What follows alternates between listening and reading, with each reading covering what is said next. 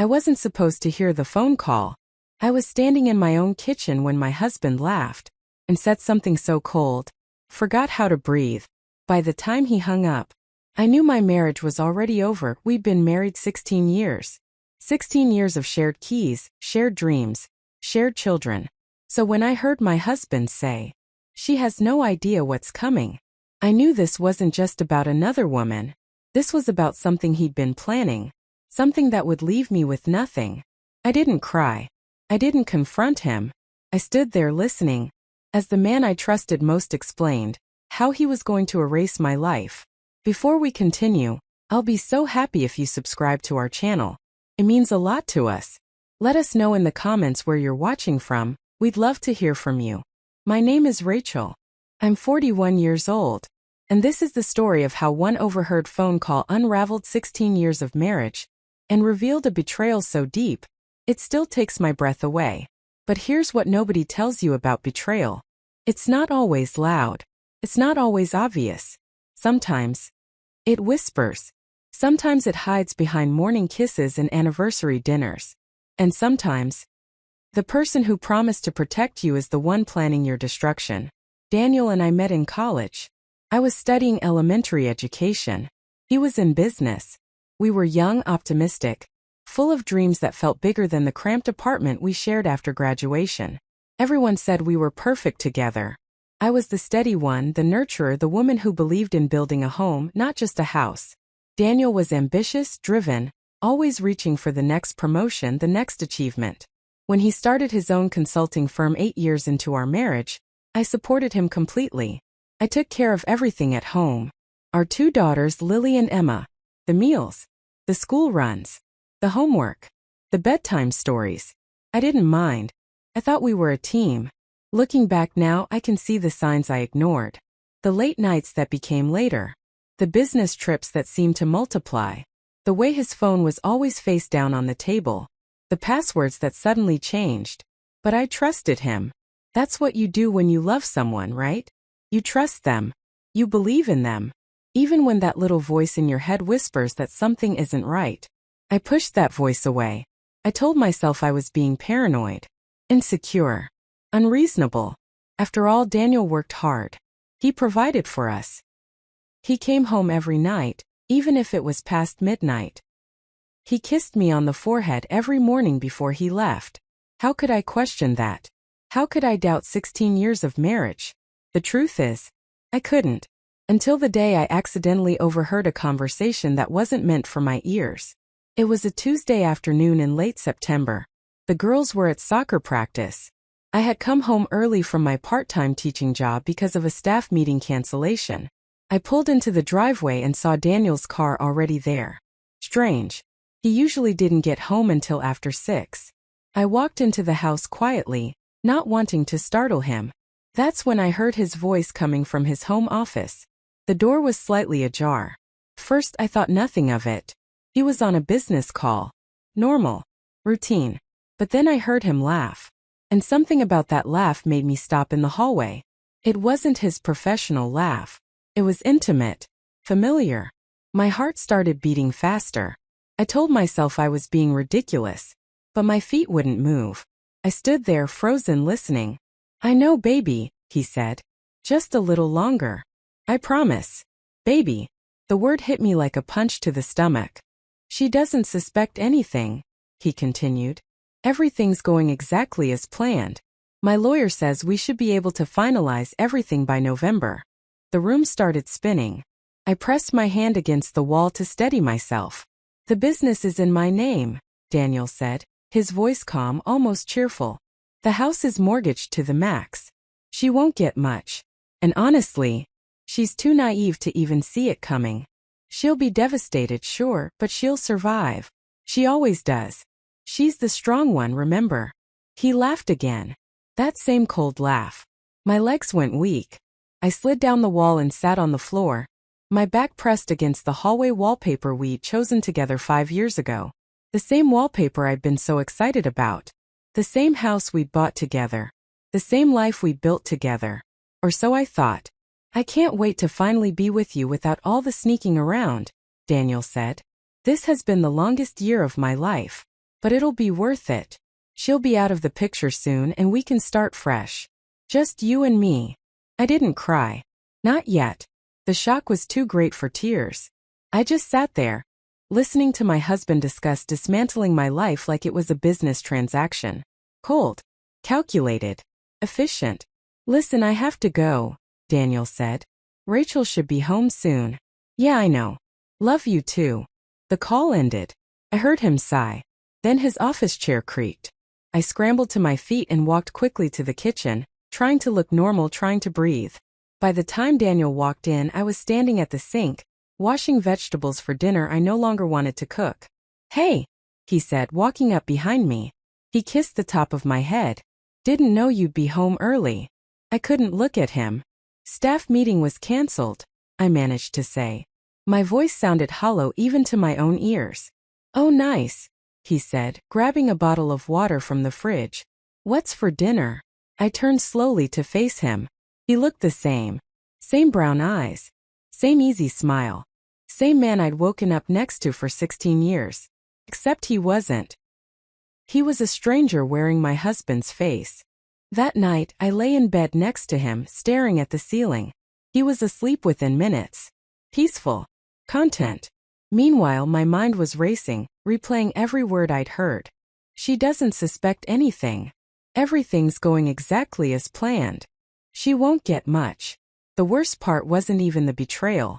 It was the realization that this had been going on for a year. Maybe longer. A year of lies. A year of planning. A year of him coming home, kissing me, playing with our daughters, all while secretly orchestrating my downfall. How do you process that? How do you reconcile the man you thought you knew with the man who could do something so cruel? I couldn't confront him. Not yet. I needed to think. To plan. To understand the full scope of what he was doing. The next morning I called in sick to work. After Daniel left and the girls were at school, I went into his office. My hands were shaking as I turned on his computer. I knew his password. He'd never changed it. Why would he? I was too naive to ever check. Too trusting. Too blind. I spent hours going through files, emails, bank statements. What I found made me physically ill. He'd been transferring money out of our joint accounts for months, putting it into accounts I didn't even know existed. He'd taken out loans against the house without my knowledge. He'd been paying for luxury hotel stays, expensive dinners, jewelry I'd never seen. And the emails. God, the emails. Her name was Natalie. She was a consultant he'd hired for his business 18 months ago. Young. Beautiful. Ambitious.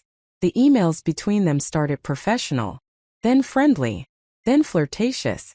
Then explicit. I read them all, my stomach churning with each one. But it was the emails to his lawyer that destroyed me. He'd been planning this divorce for over a year. Every detail calculated. Every asset protected. Every loophole exploited.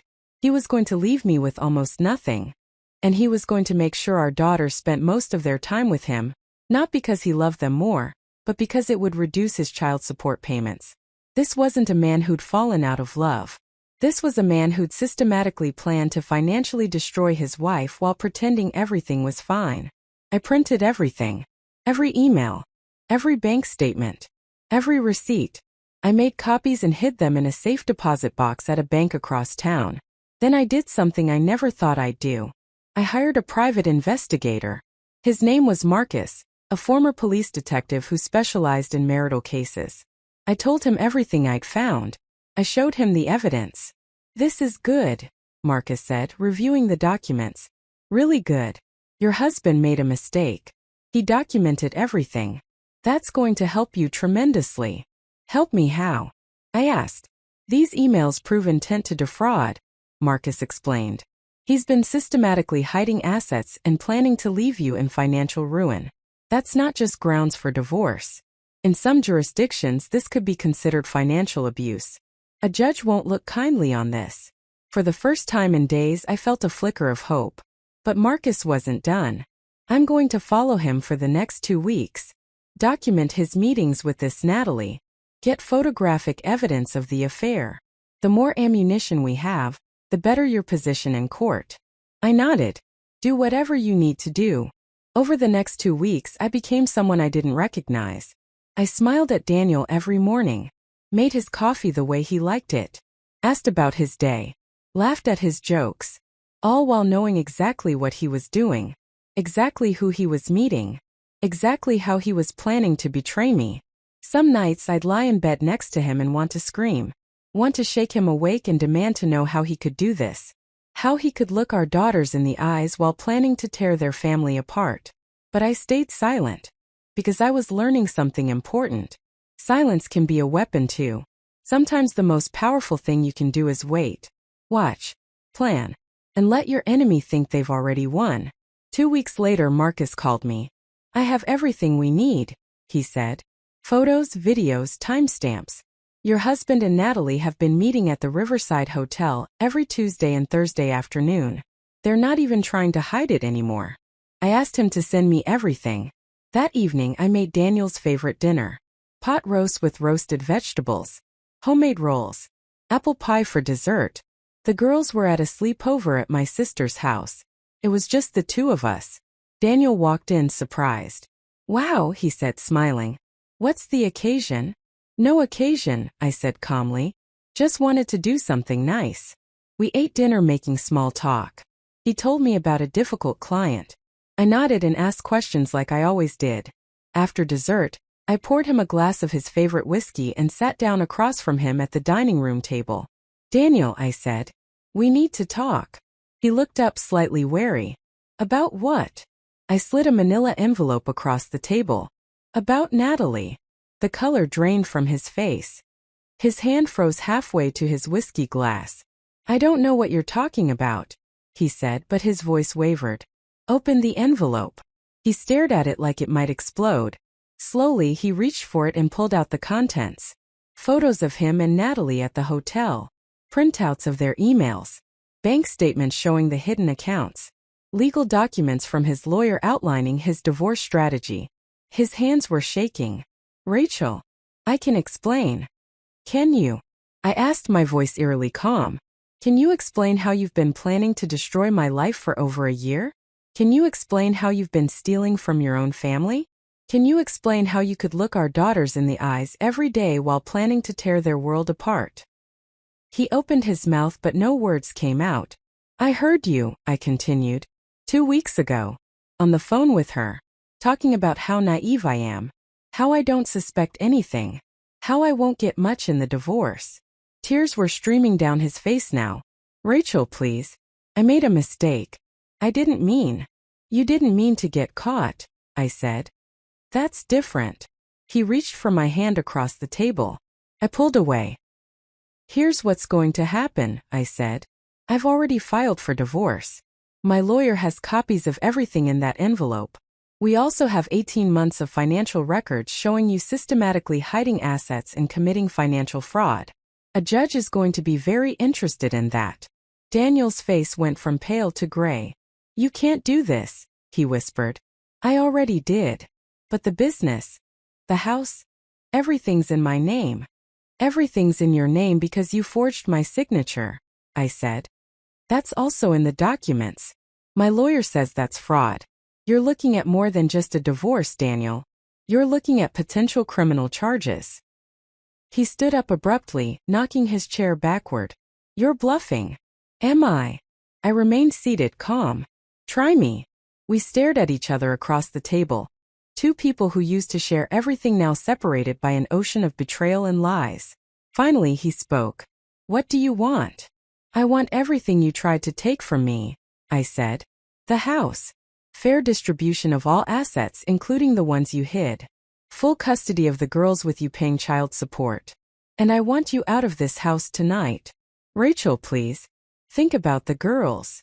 I am thinking about the girls, I said. I'm thinking about how their father was willing to financially destroy their mother. I'm thinking about the example that sets. And I'm thinking about how they deserve better. The divorce took 8 months. It wasn't easy. Daniel fought me every step of the way. But the evidence was overwhelming. The judge was not sympathetic to a man who'd systematically planned to defraud his wife. I got the house. I got fair distribution of the assets.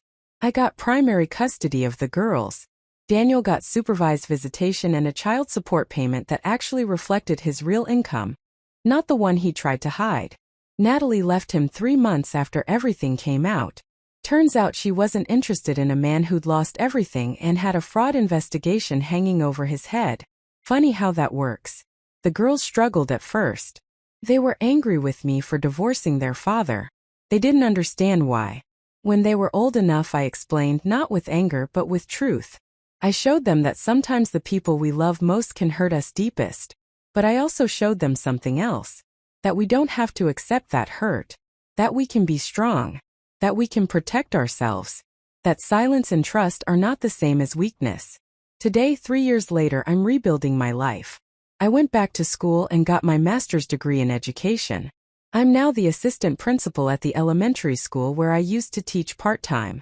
The girls are thriving. They understand now, in the way that teenagers can, what really happened. They've lost some respect for their father, and that breaks my heart for them. But they've also gained respect for me. For my strength. For my resilience. For my refusal to be a victim. I've learned something important through all of this. Betrayal doesn't just happen. It's built. Day by day. Lie by lie. Hidden transaction by hidden transaction. And the person being betrayed isn't naive or stupid for not seeing it. They're human. They're trusting. They're believing in something that should be sacred. Marriage. Partnership. Love. But here's the other thing I learned. The thing that maybe saved me. When you finally see the truth, when that mask falls away and you see the person for who they really are, you have a choice. You can crumble. You can accept it. You can become the victim they expected you to be. Or you can fight back. Not with anger. Not with revenge. But with quiet, calculated determination. You can protect yourself. Document everything. Build your case. And when the time is right, you can stand up and say no more. That's what I did. And I won't lie to you. It was the hardest thing I've ever done. There were nights I cried until I couldn't breathe. Mornings I didn't want to get out of bed. Moments I wanted to give up. But I didn't. Because my daughters were watching. Because I deserved better. Because the life I thought I had deserved to be grieved, but the life I was going to build deserved to be fought for. Some people have asked me if I regret not confronting him sooner. If I regret those 2 weeks of pretending everything was fine while I gathered evidence. My answer is always the same. No. Because if I had confronted him that day in the kitchen, raw and emotional, he would have had time to hide more assets. To create more lies. To position himself as the victim of an unstable, suspicious wife. Instead, I was strategic. I was smart. I used his arrogance against him. And in the end, that made all the difference. I'm not the same woman I was 3 years ago. That woman trusted too easily. She silenced her instincts. She prioritized peace over truth. This woman, the one I've become, she listens to that quiet voice. She asks questions. She investigates. She protects herself and her children. Not because she's bitter or hardened, but because she's wise. There's a difference. If you're watching this and something feels wrong in your relationship, listen to that feeling. Don't dismiss it. Don't gaslight yourself. Trust your instincts. They're usually right. And if you discover the worst, if you find out that the person you trusted has betrayed you, know this. You are stronger than you think. You can survive this. You can rebuild. You can become someone even better than you were before. Because betrayal doesn't define you. How you respond to it does. The most dangerous betrayals don't announce themselves. They whisper. They hide. They smile at you over morning coffee while planning your downfall. Daniel taught me that. And while I hate what he did, while I hate what he put me and our daughters through, I'm grateful for one thing. He taught me to trust myself. To listen to that voice. To never again silence my instincts in the name of keeping the peace. That lesson, as painful as it was to learn, may be the most valuable gift I've ever received. Thank you for listening to my story. Thank you for being here. And remember, your story doesn't have to end the way someone else wrote it. You can take back the pen. You can rewrite the ending. I did. And if I can do it, so can you. See you next week. And please let me know in the comments where you're watching from. I love hearing from all of you from around the world. If this story resonated with you in any way, please hit the like button. Share it with someone who might need to hear it. And subscribe to our channel.